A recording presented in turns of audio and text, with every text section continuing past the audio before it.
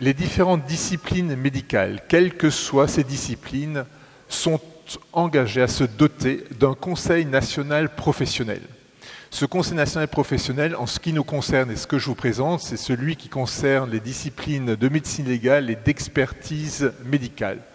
Là, de nouveau, dans la globalité de cet art, il s'agit bien sûr d'un exercice qui s'exerce auprès de personnes vivantes, de personnes décédées, mais également l'expertise qui touche tous les domaines de la médecine. Donc nous sommes là dans un exercice qui concerne, j'allais dire, l'ensemble des confrères. Interdisciplinarité très importante, et ceci est toujours à garder à l'esprit dans mes propos. Donc pourquoi créer ce type de conseil destiné aux différentes professions pour nous, la médecine légale? C'est justement pour faire la promotion de la qualité de l'exercice professionnel. Les critiques ce matin en termes de possibilités de signalement, de certificats, et j'y reviendrai, trouvent clairement ou devraient trouver leur réponse dans cette organisation que nous essayons de promouvoir en termes de formation médicale continue. Les buts sont tout à fait évidents. D'une part, de développer l'enseignement post-universitaire, d'essayer de faire évoluer les compétences, et vous avez eu des exemples ce matin, mais également d'entrer peut-être, si les textes suivent, vers une accréditation de la qualité des pratiques professionnelles. Et ceci après avoir analysé les pratiques, et c'est quelque chose qu'il faudra que nous fassions par rapport justement aux conduite à tenir par rapport à la maltraitance. Donc l'analyse de ces pratiques professionnelles et ensuite pouvoir influencer sur la qualité de ces pratiques. Ce Conseil national professionnel devrait être l'interlocuteur privilégié pour cette profession par rapport au pouvoir public, par rapport à l'ordre, par rapport aux institutions, pour donner, j'allais dire, un axe de réflexion, un axe de travail. Lui-même ne va pas proposer, ce conseil ne va pas proposer de formation, mais il va agréer des formations qui lui sont proposées. Formations qui peuvent émaner du secteur universitaire, du secteur privé, d'autres professions. C'est quelque chose qui reste toujours dans ces propositions de formation continue qui sont faites. Vous avez des associations également qui proposent cela, mais ce conseil va se saisir de ces propositions et va donner son imprimature ou pas. C'est-à-dire, est-ce que ce sont des formations qui s'inscrivent dans les axes que nous avons dégagés, des axes qui seront dégagés pour 3 ans, ou au contraire, s'agit-il de sujets que nous ne souhaitons pas dans un premier temps promouvoir et nous laissons passer une période de 3 ans avant de promouvoir ces sujets. Et là, il nous a semblé, et ceci sous la férule de Gérard Lopez, que vous connaissez, ça féconde, de prendre justement pour un de ces sujets pendant les 3 premières années, de prendre la maltraitance. En effet, il s'agit d'un fil conducteur pour nous.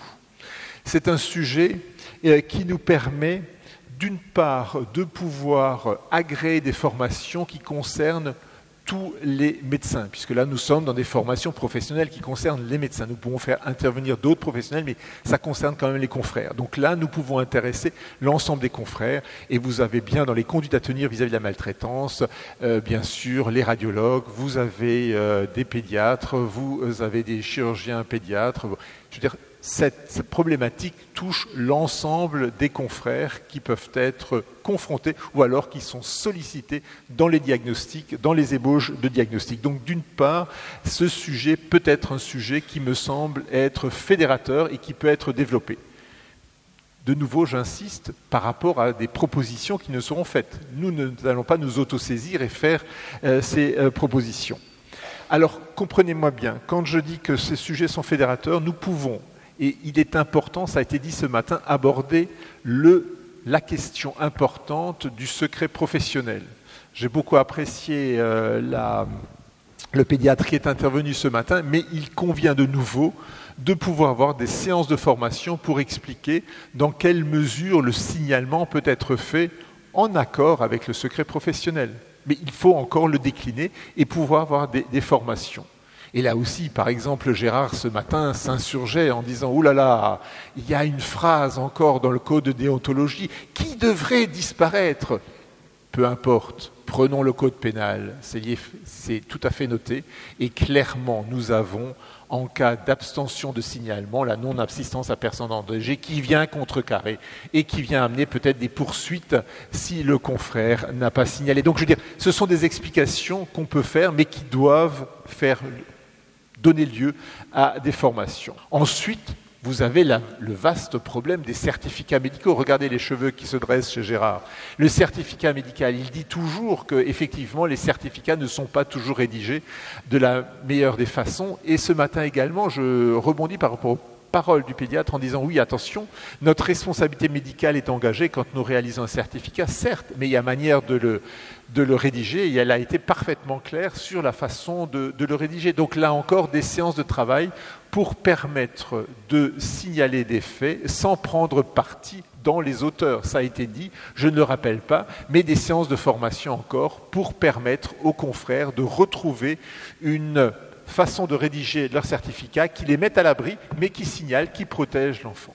Ce sont des éléments, et là je suis très formel là-dessus, qui sont enseignés dans les modules lors des études médicales. Mais vous savez très bien que la voie finale commune actuellement, c'est les ECN. Ce qui n'est pas à l'ESN, on ne le fait pas. Ce qui est à l'ESN, on le fait. Donc après, on redécouvre dans la vraie vie ces problèmes, et puis les cours sont un peu loin. Bien que ces sujets font partie du programme de l'ECN. Ça, c'est pour justement répondre aux personnes qui égratignent un petit peu les facultés de médecine qui sont chères à mon cœur. Certificat médical. Importance de ce certificat médical. Ensuite, décliner dans ces formations-là tout ce qui concerne le dépistage. Mais là, je suis dans un dépistage de nouveau auprès du médecin généraliste, au point du médecin spécialiste, et nous avons eu une intervention ce matin qui était particulièrement pertinente quant à ceci. Et là, effectivement, notre Conseil national est un peu réducteur, puisqu'il s'adresse aux médecins, mais nous pouvons inviter d'autres personnes. Nous pouvons inviter des magistrats, justement nous pouvons inviter des avocats, mais nous pouvons inviter d'autres professionnels. Et là également, de pouvoir partager ces éléments avec notamment des sages-femmes, notamment avec des chirurgiens-dentistes, notamment avec d'autres professionnels de santé, est tout à fait important puisque ces personnes voient également des patients et peuvent avoir des signes d'appel quant à une maltraitance. Et il est important de pouvoir mettre en commun cette expérience pour amener un signalement et savoir comment une sage-femme, comment un collègue chirurgien-dentiste peut faire un signalement en toute sécurité. Doit-il avertir le médecin? Doit-il pas avertir le médecin? Objet de ces formations. Il faut une période d'échange et une période interprofessionnelle pour pouvoir dégager des conduites à tenir qui soient partagées par tous, qui fassent l'objet également de publications dans le bulletin de l'ordre, voire d'autres publications, notamment au niveau de la Société française de médecine légale. C'est juste un aparté pour un petit peu me référer à cette société savante. J'insiste sur la notion d'interdisciplinarité que nous pouvons développer au sein de ces conseils nationaux. Et cette interdisciplinarité va jusqu'à confronter ces conduites à tenir, va confronter un petit peu nos formations à celles de magistrats chargés d'appliquer les textes ou de magistrats qui sont en recherche au niveau des facultés quant au système qui peut être proposé ensuite pour la prise en charge judiciaire de ces cas. Difficile, nous avons eu des échos ce matin, difficile. Empêcher les parents de voir l'enfant, et ainsi de suite. Ce sont des sujets qui sont éminemment difficiles. Et là-dessus, vous voyez très bien, sur ce terrain d'une difficulté certaine, nous avons le professeur Hervé, l'éthique qui vient un petit peu nous donner une conduite à tenir au quotidien. Dans des cas où effectivement la réponse n'est peut-être pas dans le code pénal, la réponse n'est peut-être pas dans le code de déontologie, il faut voir comment dans les usages, comment dans la pratique, nous pouvons faire, mais une pratique toujours qui est partagée et une pratique qui s'appuie et qui ne sera pas en contradiction avec les textes. C'est cette compréhension que nous sommes chargés de mettre en musique au sein de ce Conseil national professionnel de médecine légale et d'expertise médicale. La chance de ce conseil, c'est que nous siégeons à parité entre médecins libéraux et médecins salariés. Donc les universitaires sont représentés, les médecins libéraux sont représentés. J'allais dire, un petit peu toutes les sensibilités d'exercice médical s'y retrouvent et ceci permet d'avoir des discussions relativement fécondes et qui permettent ensuite, comme dit, de répondre aux questions de nos confrères, quel que soit leur mode d'exercice.